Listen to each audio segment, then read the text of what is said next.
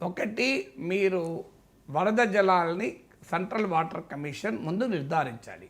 ఎందుకంటే బనకచెర్ల ఏంటి, పోలవరం నుంచి గోదావరి బేసిన్లో వాటర్ను తీసుకొచ్చి బనకచెర్ల వద్ద శ్రీశైలం బ్యాక్లో అక్కడికి కృష్ణానదితో అనుసంధానం చేసి కృష్ణా పెన్నా బేసిన్లోకి రాయలసీమలోకి కూడా నీళ్ళు పట్టుకెళ్తారు.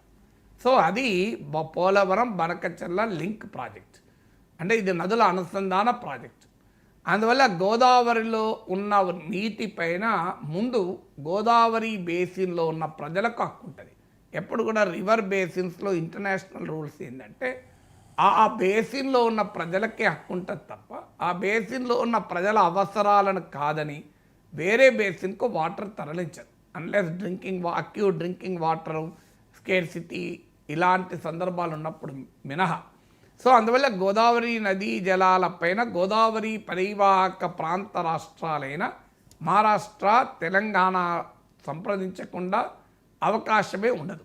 అందువల్ల మీకు పోలవరం బనకచెర్ల లింక్ కెనాల్ అనుమతులు రావాలి అంటే ముందు గోదావరిలో వరద జలాలు ఎంత ఉన్నాయనేది